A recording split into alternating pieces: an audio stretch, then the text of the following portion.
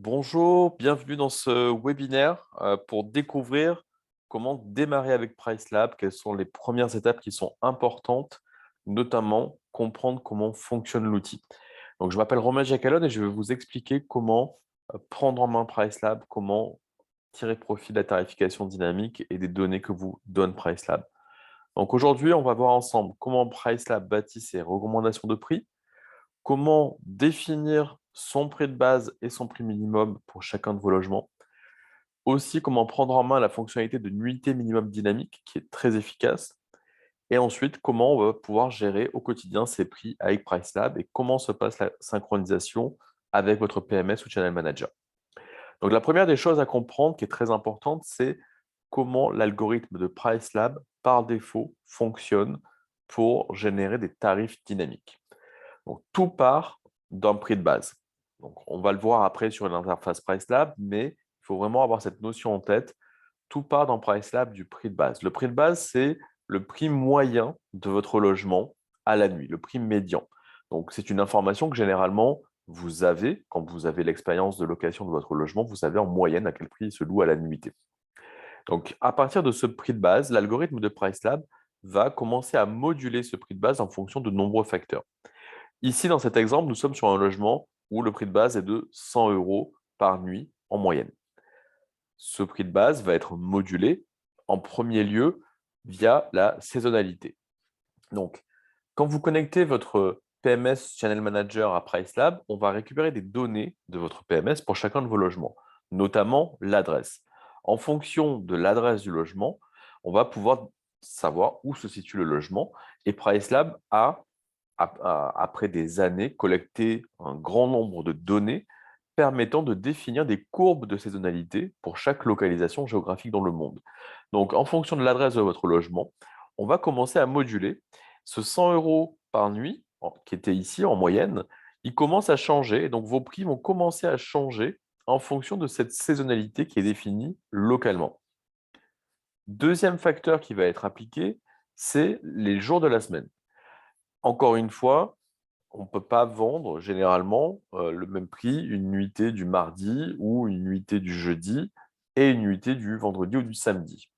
Donc, ces tendances locales en fonction des jours de la semaine, encore une fois, PriceLab va les récupérer sur les plateformes de location, Airbnb, Booking.com, bientôt HomeAway.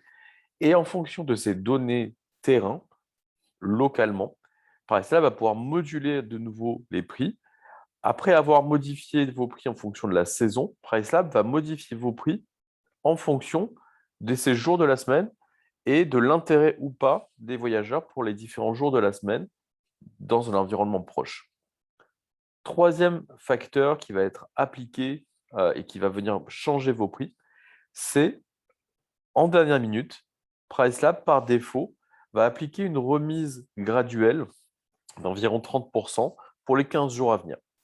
Donc, si vous avez des nuitées à vendre sur vos logements qui sont ouvertes à la réservation, PriceLab va baisser graduellement les prix. Donc, au plus on va être en dernière minute, au plus la remise va être forte. Et à l'inverse, sur des dates plus lointaines, l'algorithme de PriceLab va avoir tendance à automatiquement légèrement augmenter vos prix graduellement pour cette fois-ci protéger vos prix. Donc, l'objectif, c'est en dernière minute de pouvoir être au prix du marché et s'adapter à ce que font beaucoup de loueurs, c'est-à-dire baisser ses prix pour arriver à vendre ses nuitées. Et à l'inverse, dans le futur, augmenter les prix graduellement pour vous empêcher de vendre à des prix trop bas des dates qui sont lointaines. L'idée, par exemple, c'est d'éviter au mois d'octobre de louer des nuitées de juin, juillet, août trop longtemps à l'avance à des prix trop bas. Donc ça se fait automatiquement dans l'algorithme de PriceLab. Et enfin, le dernier facteur qui va agir de façon automatique par défaut dans l'algorithme, c'est la notion de détection de demande de pic de réservation. Donc, ça va couvrir par exemple tout ce qui va être vacances, événements. Euh, sur ce point-là, par exemple, ne fonctionne pas avec des bases de données de calendrier. On s'est rendu compte que ça n'était pas assez pertinent sur certains marchés. Donc, en fait, on surveille en permanence les taux d'occupation des logements au niveau mondial en fonction des données qu'on va récupérer des plateformes. Et dès que, donc là, on va avoir plein de critères qui vont être pris en compte pour être sûr qu'il se passe vraiment quelque chose, notamment combien de temps avant. C'est-à-dire que si 6 mois avant une date, d'un coup, pendant 48 heures, le taux d'occupation d'une zone géographique augmente fortement, on peut imaginer qu'il se passe quelque chose. Donc ça, c'est vraiment pour vous donner un exemple, c'est plus précis que ça, mais c'est vraiment comme ça que ça va fonctionner. Et donc, en fonction de ces pics d'intérêt, d'occupation et de réservation qu'on va détecter sur des zones géographiques, on va décider d'augmenter ou baisser vos prix pour vous permettre de vous adapter à cette demande inhabituelle. Parce que forcément, qui dit forte demande, dit pour vous intérêt d'augmenter vos prix si vous avez de la dispo. Donc tout ça, c'est fait automatiquement et c'est ce qui fait que vous vous retrouvez dans PriceLab avec un calendrier sur votre logement avec des prix différents pour chaque nuitée. Et vous verrez dans votre calendrier, je vais vous montrer l'interface, vous verrez à chaque fois une légende qui vous donnera, qui vous dira à quoi correspondent ces couleurs en termes de volume d'intérêt. Donc ça, c'est comment fonctionne l'algorithme. Ensuite, il faut bien comprendre comment fonctionne la synchronisation entre PriceLab et votre PMS. Donc, première étape, vous connectez votre PMS Channel Manager à PriceLab. On va récupérer vos logements, on va récupérer les données existantes de vos logements, donc ces réservations existantes, pour pouvoir calculer au départ un prix de base. Et ensuite, au quotidien, si vous activez la synchronisation entre PriceLab et votre PMS, tous les jours, PriceLab va recalculer les prix pour les 12 ou 18 mois à venir et les envoyer à votre PMS. Donc, le PMS reste l'outil qui va redistribuer les prix sur les plateformes de location. Ce n'est pas PriceLab qui va le faire, c'est votre PMS. Mais PriceLab, lui, est là pour calculer vos prix tous les jours et tous les jours les renvoyer à votre PMS. Par contre, vous pouvez toujours dans votre PMS avoir des règles qui sont actives, notamment des markups, augmenter mes prix de X% sur Booking, sur Airbnb, etc. Et des règles tarifaires avancées qui ne sont pas disponibles dans PriceLab. Donc la logique, c'est PriceLab va gérer vos prix, va modifier tous les jours vos prix en fonction des données marché, en fonction des règles que vous aurez pu mettre en place dans PriceLab, renvoie tout à votre PMS Channel Manager. Si vous avez des réglages spécifiques au niveau de votre PMS, ils vont être appliqués et ensuite vos prix sont envoyés aux différentes plateformes de location. Donc maintenant, je vais vous partager l'interface PriceLab pour vous montrer comment ça se passe dans l'outil directement. Donc, quand vous démarrez avec PriceLab, la première chose à faire, vous aurez un écran vide ici. Première chose à faire, c'est de venir créer, importer vos logements. Donc, vous arriverez sur cette page qui sera vide, vous n'aurez aucun logement et vous allez devoir connecter une source pour pouvoir importer vos propriétés. Donc là, vous pouvez sélectionner Airbnb ou Vrbo, par exemple, si vous n'utilisez que ces plateformes, ou sinon, vous pouvez utiliser un PMS Channel Manager qui est listé ici dans la liste de nos partenaires. Donc, en fonction du logiciel que vous allez utiliser, vous aurez un process d'intégration différent. Ici, par exemple, avec Avantio, on va vous demander un nom d'utilisateur, un mot de passe, une clé API, donc qu'il faudra demander au support d'Avantio. Si vous voulez vous connecter avec BookingSync, vous allez faire un connect et vous allez être redirigé sur BookingSync. Donc, chaque PMS a son process d'intégration différent. Donc, n'hésitez pas, vous avez l'aide qui est toujours disponible ici en bas à droite. Vous pouvez taper ce que vous cherchez, par exemple Avantio, et vous allez trouver un article qui vous explique comment vous intégrer, par exemple, avec Avantio. N'hésitez pas à avoir le réflexe d'aller utiliser cette aide qui est présente en bas à droite de chaque écran. Donc, une fois que vous aurez sélectionné le PMS que vous souhaitez connecter, que vous aurez rempli les informations qui vous sont demandées, vous pouvez cliquer sur Connect. Et à ce moment-là, PriceLab va importer vos propriétés et elles vont apparaître ici. Donc, vous allez voir apparaître toutes vos propriétés qui sont présentes sur votre PMS. Donc, à partir de là, la première chose à faire, c'est d'aller sur chacune de vos propriétés via le bouton Review Prices pour aller vérifier les prix qui ont été calculés par PriceLab. Parce que oui, dès que vous aurez connecté vos propriétés, vous pourrez consulter les prix dynamiques qui ont déjà été calculés par PriceLab. Comment on a fait pour calculer ces prix dynamiques? Souvenez-vous, je vous ai expliqué la notion de prix de base. Eh bien, par défaut, quand vous connectez votre PMS Channel Manager, on va récupérer sur celui-ci vos réservations existantes sur le logement. Donc, sur votre PMS ou Airbnb ou VRBO, vous avez déjà des réservations qui existent, qui sont passées, qui sont futures. À partir de ces données, donc le montant des séjours, le taux d'occupation, etc., on va calculer un prix de base pour vous aider à démarrer dans PriceLab avec un prix de base qui existe déjà. Donc, c'est ce qu'on vous explique ici. En fonction des données qu'on a récupérées dans votre logiciel, des prix de l'occupation, nous avons calculé un prix de base de 179 € ici, par exemple. Donc, vous voyez ce prix de base ici qui est grisé, mais quand vous allez sur la case, vous pouvez modifier. C'est vraiment l'intérêt et c'est vraiment hyper important quand vous démarrez avec PriceLab, c'est de venir affiner ce prix de base. Puisque à partir de ce moment-là, à partir de cet import, le prix de base ne tient pas encore compte des données marché, puisque nous l'avons calculé uniquement à partir des données qui viennent de votre PMS, des données des prix auxquels vous avez déjà loué votre logement jusqu'à maintenant. Donc, 2 étapes, 2 réflexes à avoir à partir d'ici pour définir mieux ce prix de base, l'affiner. Déjà, une première chose, c'est vous poser la question et aller naviguer sur votre calendrier. Est-ce que les prix que je vois ici dans PriceLab pour les semaines et les mois à venir semblent cohérents par rapport à mon logement, par rapport à l'expérience que j'ai de ce logement, combien j'ai pu le louer par le passé? Est-ce que les prix sont plutôt cohérents? Je peux être surpris par quelques dates, mais globalement, c'est plutôt cohérent. Dans ce cas-là, peut-être que votre prix de base est déjà bon. Ou est-ce que globalement, mon prix est plutôt bas ou globalement plutôt haut? Donc ça, c'est quelque chose, vraiment premier réflexe, allez balayer les dates, les prochaines semaines, prochains mois de votre calendrier pour contrôler si les prix par défaut vous semblent plutôt cohérents ou pas. Ça, c'est la première chose. Ensuite, ici, à droite de votre calendrier, vous avez un onglet Neighborhood Data. Cet onglet va vous permettre d'accéder à des données marché pour voir justement comment se positionnent des logements comparables et concurrents aux vôtres.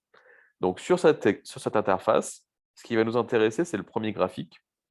Et en haut à droite, vous allez pouvoir filtrer et dire quels sont les logements du marché que vous souhaitez prendre en compte dans votre étude. Donc, imaginons que là, le logement sur lequel on est en train de travailler soit un logement avec 2 chambres. Vous pouvez ici déplacer les points pour décider de la capacité des logements que vous souhaitez garder dans votre étude. Donc là, c'est le nombre de chambres.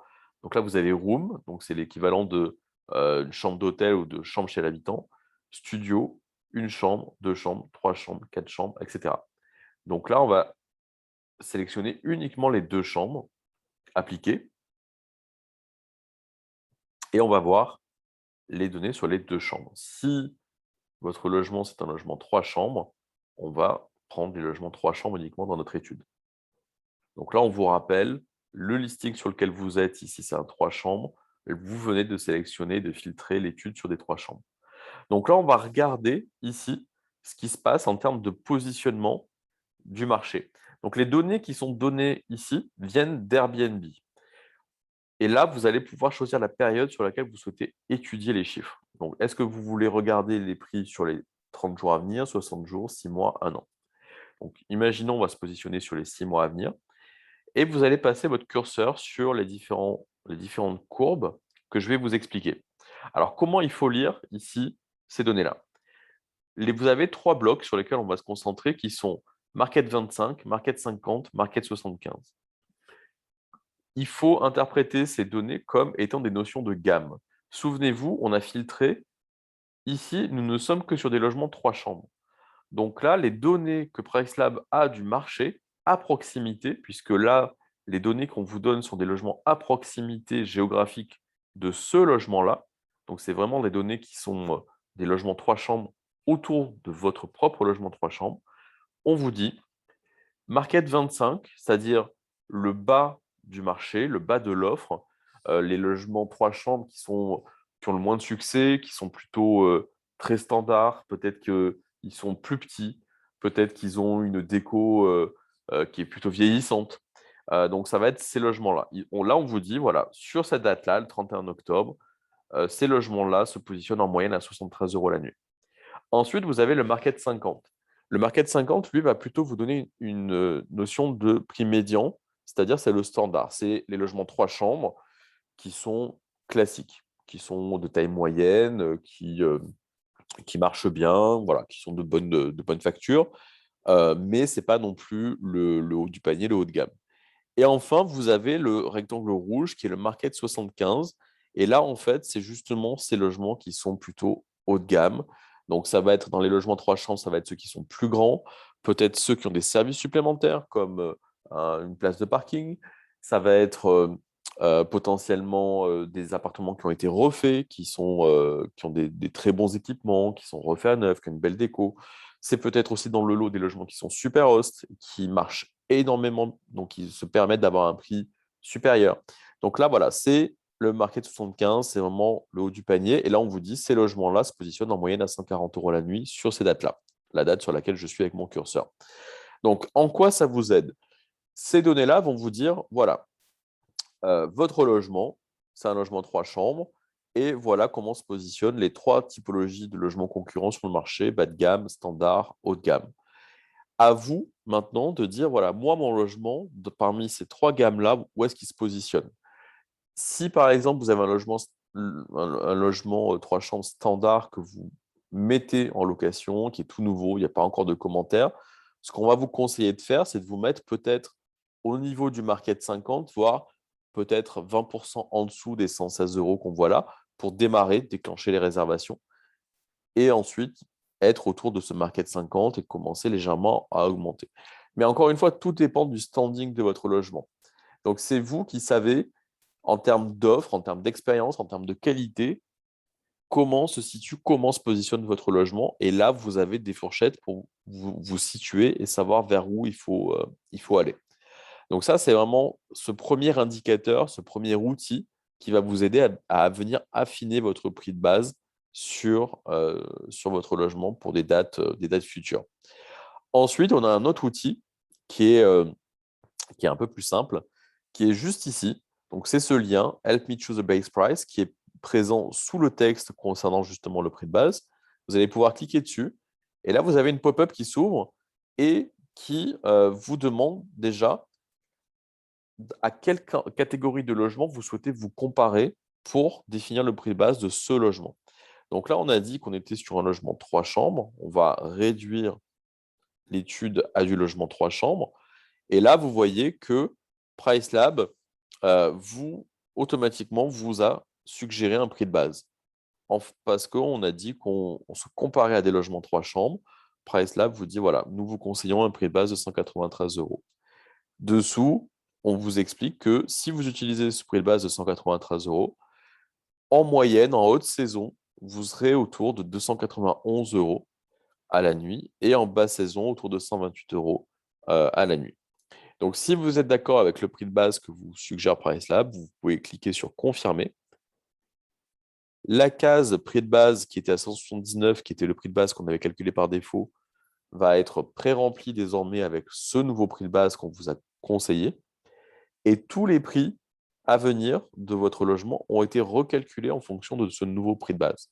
Et souvenez-vous, je vous l'ai montré juste avant, tous ces prix ont été calculés à partir de ce 193 euros en fonction de la saisonnalité, des jours de la semaine, de l'anticipation et des événements particuliers à venir.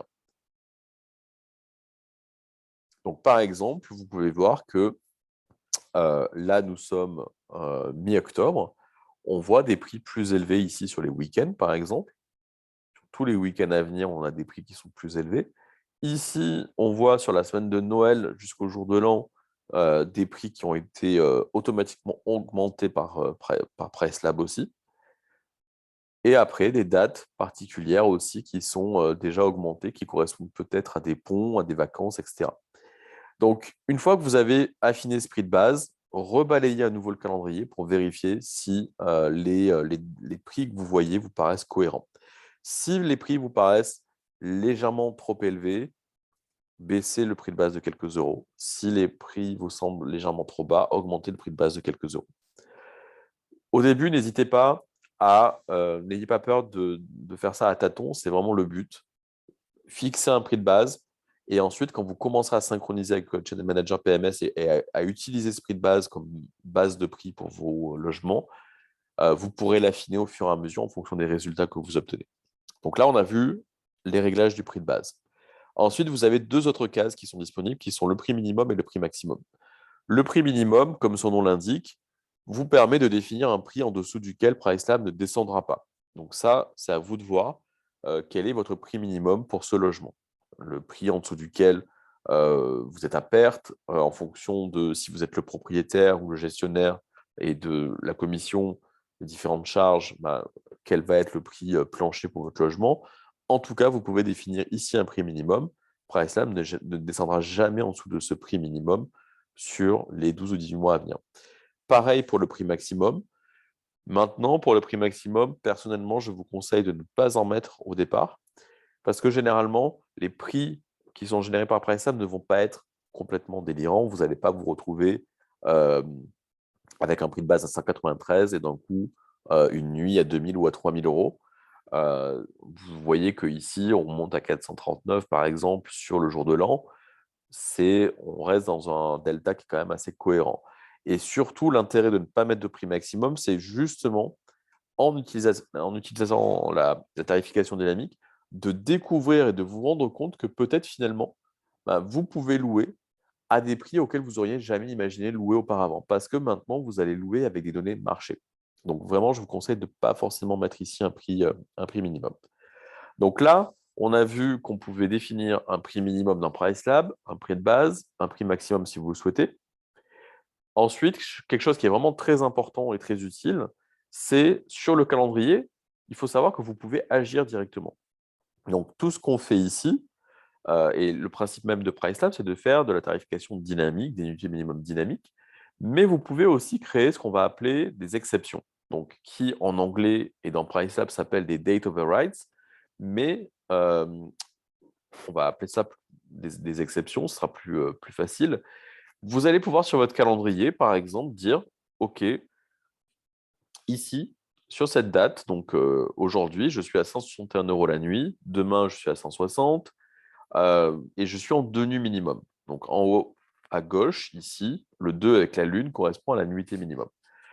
Vous pouvez par exemple dire, je ne veux pas mettre une règle automatique qui va changer mes nuitées minimum à la dernière minute, ce qui est possible de faire dans les customisations, mais je veux tester d'abord. Je veux voir si potentiellement il y a de l'intérêt si je mets en place ce genre de choses. Donc vous pouvez sélectionner la case, cliquer et faire glisser pour sélectionner les dates sur lesquelles vous voulez faire des modifications manuellement. Et là, par exemple, on va dire mardi, mercredi, jeudi, je voudrais mettre une nuit minimum et peut-être que je vais baisser mon prix à 150 euros la nuit. Et là, je vais mettre test. Donc là, je viens de créer une exception pour ces 3 nuits-là où j'ai décidé d'un prix de 150 euros la nuit, une nuit minimum, et j'ai mis un commentaire pour me souvenir pourquoi j'ai mis en place ce réglage-là. Donc là, mes prix et mes nuitées minimum n'ont pas encore été modifiés suite à ce réglage-là.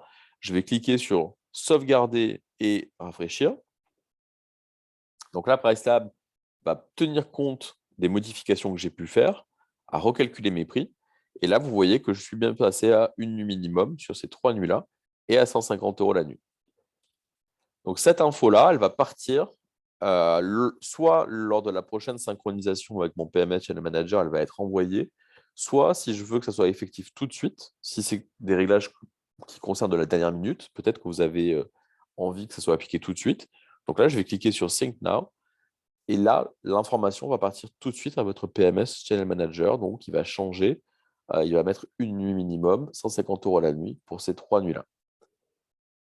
Donc ça, c'est très important de comprendre que vous pouvez faire des modifications directement sur votre calendrier, soit en sélectionnant les dates sur le calendrier, soit ici, Date Overrides. Vous allez pouvoir voir les exceptions que vous avez déjà créées sur votre logement. mais aussi en ajouter. Et là, sélectionner une plage peut-être plus large. Donc, par exemple, on a souvent la demande de personnes qui veulent faire du 15 juillet, par exemple, au 15 août, dire je veux être en 5 nuits minimum sur cette période.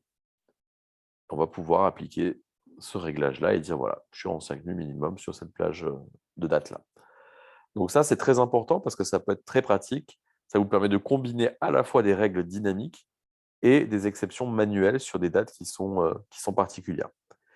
Ensuite, on va regarder, mais très rapidement, dans les customisations, puisque ça n'est pas l'objet de ce webinaire. L'objet de ce webinaire, c'est vraiment d'apprendre à démarrer et de faire les premiers pas avec PriceLab.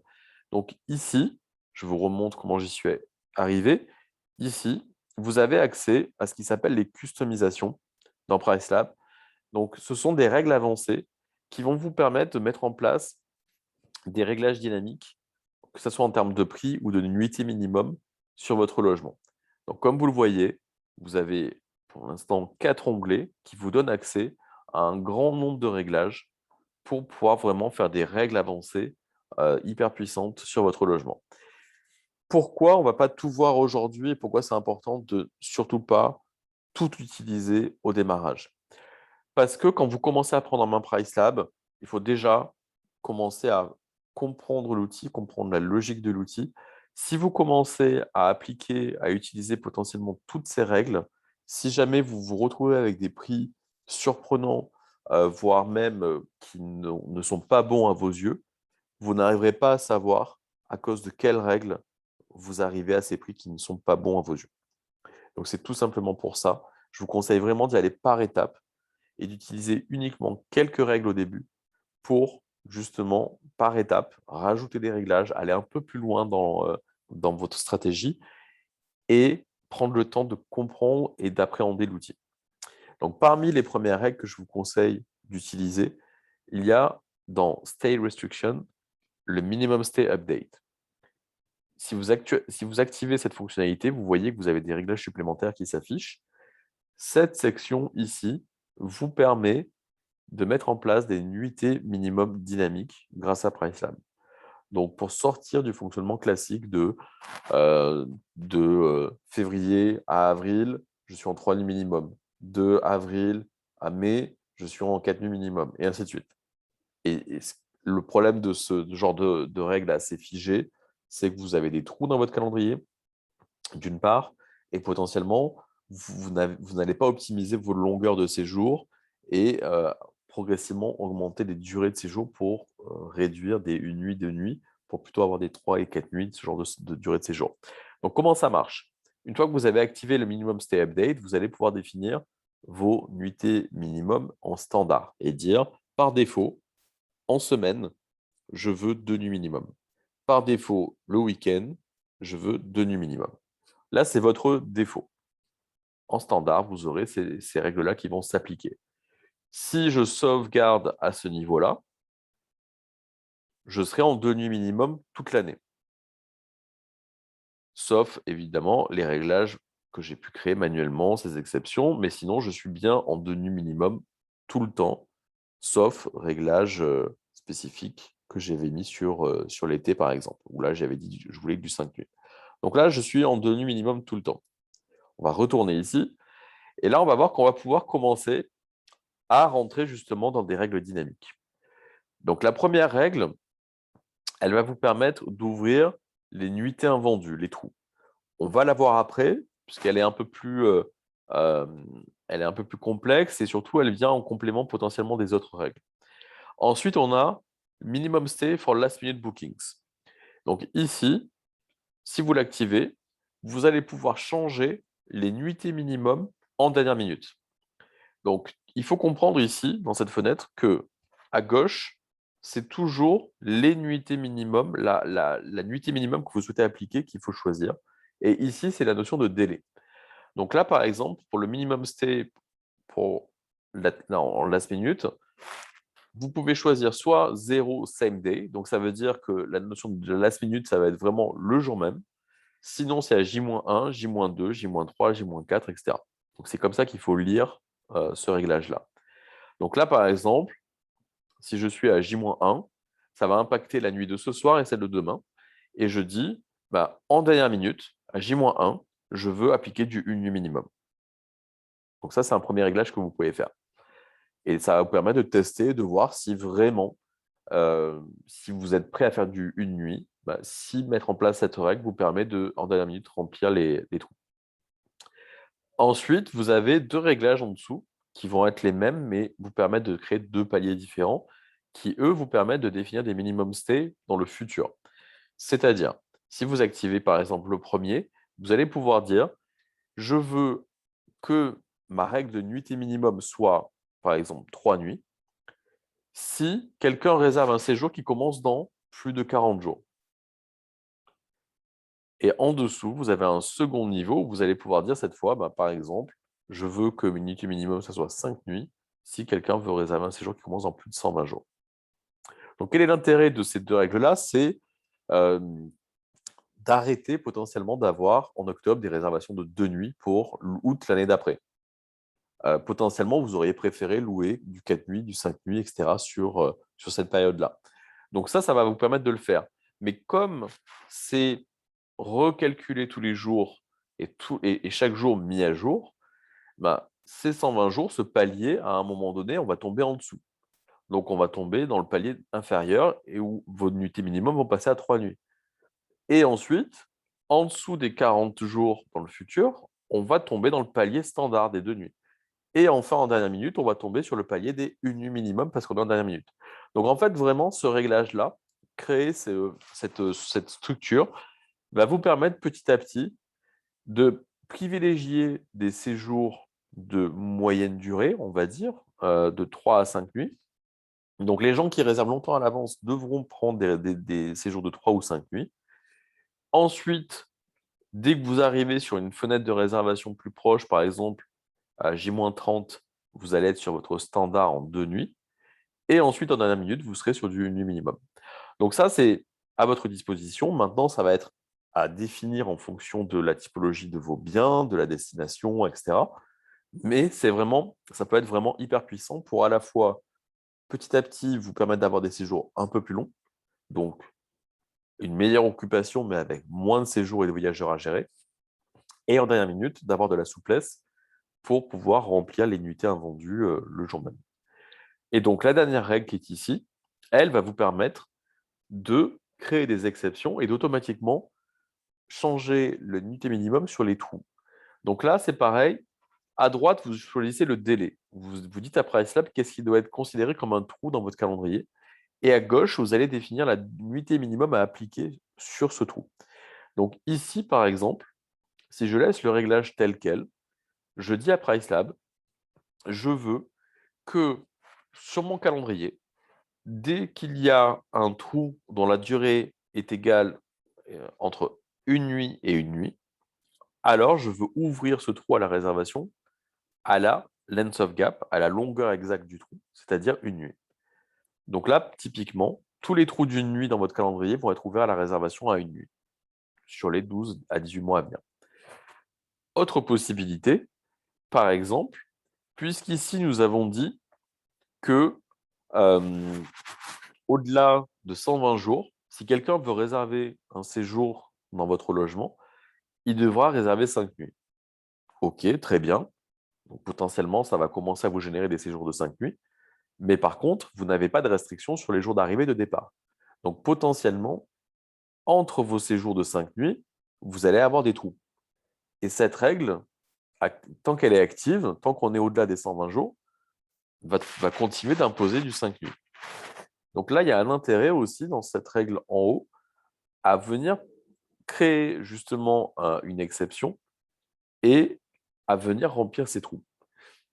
Donc, par exemple, ici, je laisse cette règle qui est active et qui dit, voilà, si quelqu'un veut réserver dans plus de 120 jours, il devra réserver 5 nuits minimum.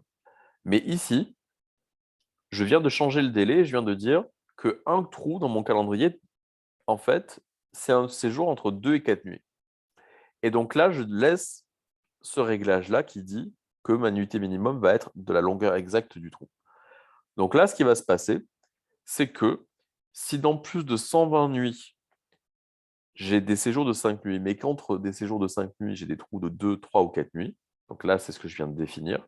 Un trou entre 2 et 4 nuits. Donc ça veut dire des trous de 2, 3 et 4 nuits. Alors, je veux ouvrir ces trous à la réservation à la longueur exacte du trou. Donc ça veut dire que si Pricelab détecte dans mon planning 3 nuits toutes seules, même si elles sont dans plus de 120 jours et que j'ai cette règle-là qui est activée, si Pricelab détecte 3 nuits toutes seules, il va les ouvrir à la réservation à 3 nuits. S'il détecte 2 nuits toutes seules, il va les ouvrir à la réservation à 2 nuits. Je peux même descendre à 1 nuit si je le souhaite. Donc en fait, vous voyez que vous pouvez à la fois privilégier des longs séjours dans le futur, mais garder la souplesse de dire, attention, je veux bien favoriser des longs séjours, mais je ne veux pas non plus me bloquer et garder des trous. Et donc là, vous dites, si j'ai des trous qui sont détectés, dont la durée est entre 1 et 4 nuits, par exemple, je veux les ouvrir à la réservation, à la longueur exacte de ce trou. Autre option, vous choisissez votre nuitée minimum. Ce qui est peut-être pas intéressant dans ce cas-là, si vous dites, si j'ai un trou dont la durée est égale entre 1 et 4 nuits, je l'ouvre à 1 nuit minimum. Ça veut dire que si vous avez un trou de 4 nuits, les 4 nuits vont être réservables en 1 nuit minimum. Autre option, la longueur exacte du trou. C'est-à-dire si c'est un trou de 4 nuits, il devrait être réservé en 4 nuits. Si c'est un trou de 3 nuits, il devrait être réservé en 3 nuits. Dernière option, ici, une durée dynamique. Donc, length of gap -1, la longueur du trou -1. Donc là, si j'ai un trou de 4 nuits, il sera réservable en 3 nuits minimum. Si j'ai un trou de 3 nuits, il sera réservable en 2 nuits minimum, puisqu'on enlève -1 à chaque fois à la longueur du trou.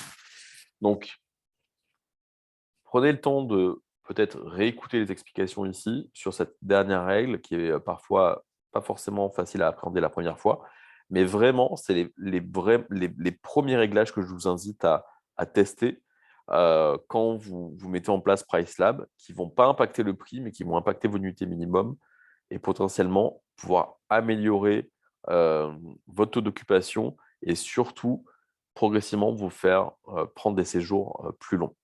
Donc ça, c'est vraiment les premières règles. Ensuite, ici, vous avez d'autres réglages. Je vous invite à les creuser peut-être un peu plus tard. Ils sont expliqués dans d'autres vidéos aussi. Par exemple, ici, vous avez la last minute prices. Donc, c'est si vous voulez mettre en place des remises en dernière minute. Mais comme je vous l'ai expliqué, Pricelab le fait déjà. C'est ce qui vous est expliqué ici. Donc, vous avez déjà une remise graduelle de 30% sur les 15 jours à venir. Maintenant, si vous voulez mettre en place vos propres réglages de last minute, vous pouvez activer, définir vos réglages. Est-ce que je veux faire une remise de 5 euros à J-5 fixe par jour?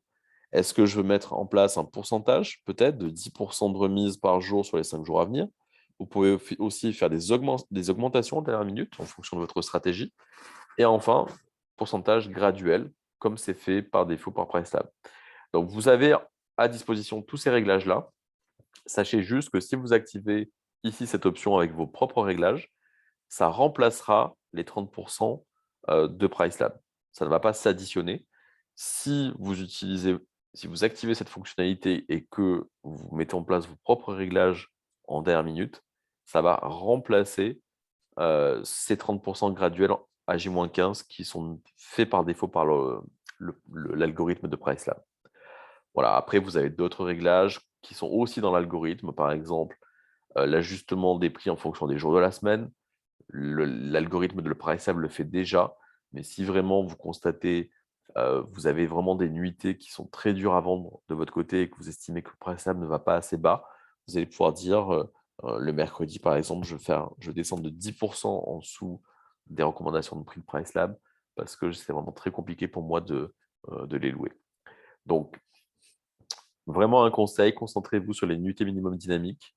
Assurez-vous d'avoir défini correctement votre prix de base, mis un prix minimum pour protéger vos tarifs si vous le souhaitez. Une fois que vous avez fait ces premières étapes, euh, encore une fois, rebalayez le calendrier, vérifiez que les prix que vous voyez sur le calendrier sur les semaines et les mois à venir vous semblent cohérents. Une fois que pour vous, ça vous semble cohérent et vous voulez lancer la synchronisation et commencer à tester ça, vous pouvez, au niveau du logement ici, cliquer sur l'interrupteur Sync Prices. Et donc là, à partir de maintenant, tous les jours, Pricelab va envoyer prix nuitée minimum à votre PMS et Channel Manager. Si vous voulez forcer la synchronisation parce que vous venez de faire une modification et vous ne voulez pas attendre la prochaine mise à jour qui a lieu une fois par jour, vous pouvez cliquer sur Sync Now pour envoyer les informations tout de suite à votre PMS Channel Manager. Donc là, tout ce qu'on vient de voir, c'est à faire sur chacun de vos logements au démarrage, définir ce prix de base, mettre un prix minimum, voir au niveau des customisations les toutes premières que vous voulez utiliser, peut-être les unités minimum dynamiques. Et une fois que vous êtes OK avec les prix que vous voyez, activez la synchronisation.